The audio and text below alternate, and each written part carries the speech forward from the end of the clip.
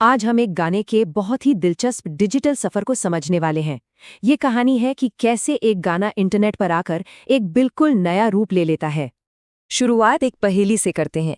एक music video पर ये अजीब सा टेक्स्ट दिखाई दिया। आखिर इसका मतलब क्या है और ये हमें किस कहानी की तरफ ले जा रहा है? तो इस गुत्थी को सुलझाने के लिए हमें ये देखना होगा कि ये टेक्स्ट आया कहाँ से। और पता है क्या, ये एक बहुत ही मशहूर हिंदी गाने के एक अनोखे फैन मेड वर्जन से जुड़ा है जो ऑनलाइन खूब चल रहा है। तो ये रहे इस पहेली के सारे टुकड़े। एक तरफ है गाना काश, जिसे गाया है गुलाम जुगनी ने और रिलीज किया है व्हाइट हिल म्यूजिक ने। और दूसरी तरफ है एक YouTube channel LK lofi vibes, जिसने इस गाने को पूरी तरह से एक नया अंदाज दे दिया। अच्छा, तो ये गाना इंटरनेट पर इतना पॉपुलर होने से पहले कैसा था?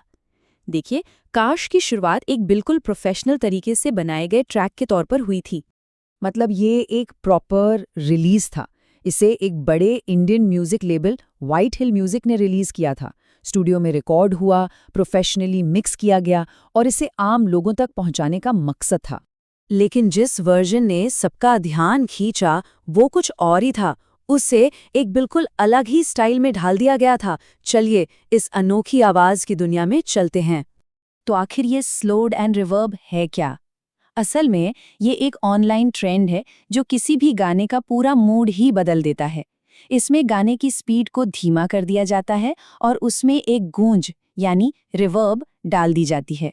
इससे एक बहुत ही सुकून देने वाला एक ड्रीमी सा माहौल बनता है। और यहाँ पर ओरिजिनल और रीमिक्स का फर्क साफ दिखता है। एक तरफ है व्हाइट हिल म्यूजिक का ऑफिशियल प्रोफेशनल प्रोडक्शन और दूसरी तरफ एक फैन का बनाया हुआ वर्जन जिसमें गाने के एहसास और सुनने वाले के अनुभव पर ज्यादा जोर दिया गया है। ये इसे और भी पर्सनल और अपना सा बना देता है। तो अब आगे बढ़ते हैं और देखते हैं कि इस गाने का सफर कितना दिलचस्प रहा है। कैसे ये एक स्टूडियो से निकलकर दुनिया भर में लोगों की स्क्रीन्स तक पहुंच गया। तो ये 3 स्टेप्स, ये आज के ज़माने में म्यूजिक कैसे फैलता है इसका एक बेहतरीन उदाहरण है।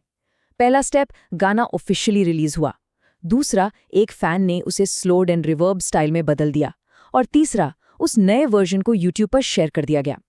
अब म्यूजिक सिर्फ रेडियो या CD तक ही सीमित नहीं है।